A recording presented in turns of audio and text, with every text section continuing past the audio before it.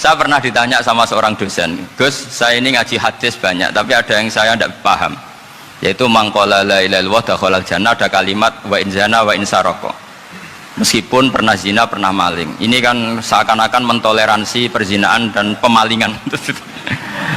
Terus saya bilang, oh makna hadis itu seperti ini. Jadi kebenaran absolut, kebenaran yang mutlak itu tidak akan terganggu oleh status perilaku seseorang. Saya berkali-kali memberi contoh. Orang yang ditangkap KPK akan bilang 1 tambah 1 2. KPK-nya juga bilang 2.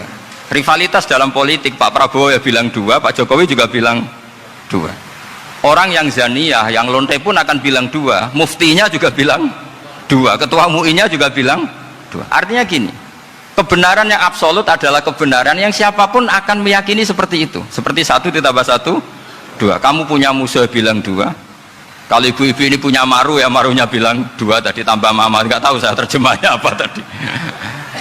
Nah, kebenaran yang absolut itu kebenaran yang siapapun pasti mengakui.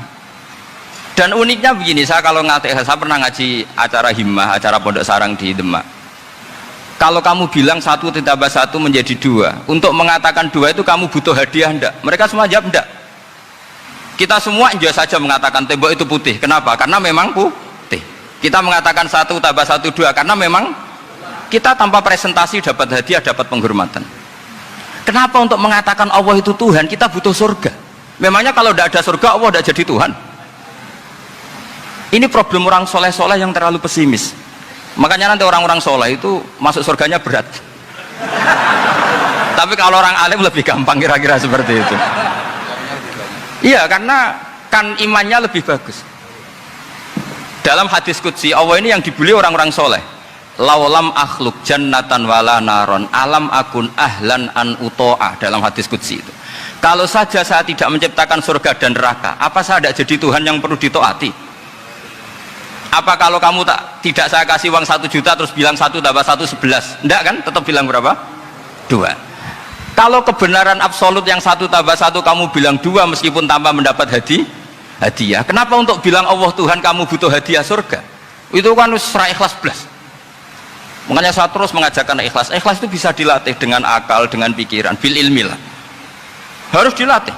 Nah di sini ini momen atau makna yang mestinya harus difahami wa in zana bahwa kalimat ini sah meskipun dilafatkan seorang yang pernah zina. Sama seperti 1 tambah 1 2 sah, diucapkan siapa saja sah, dan siapapun akan mengucapkan itu secara ikhlas. Ini penting saya utarakan.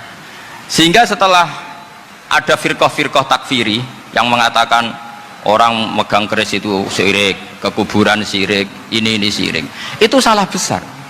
Salahnya adalah tadi kalimat-kalimat atau kebenaran-kebenaran absolut ini sudah jadi sibghata wa man ahsanu minallahi sibghah. Kalimat ini begitu absolut di hatinya orang mukmin, sehingga ketika terganggu oleh hal-hal yang adat istiadat kayak pegang keris, kayak apa, ini tidak mengganggu. Tetap kualitas iman ini di atas keyakinan adat membawa apa keris. Kalau orang membawa keris menjadi syirik karena percaya sama makhluk. Orang misalnya kejawen kalau nggak bawa keris nggak nyaman. Orang kota itu kalau nggak bawa ATM juga nggak nyaman. Itu tidak dihukumi syirik. Kamu pergi lupa bawa HP nyaman enggak? Enggak, kenapa tidak dihukumi syirik?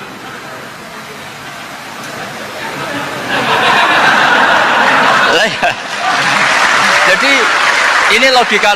Jadi makanya ini Gus Reza boleh ngeritik saya tuh berkali-kali bilang saya termasuk ulama yang mau bikin gerakan cangkem elek. Karena nanti kalau saya nisbatkan ke Rasulullah itu tidak pantas, karena Nabi ahsanan nasi khalqau wa khuluqa. Tapi saya siap jadi bempernya Rasulullah sallallahu alaihi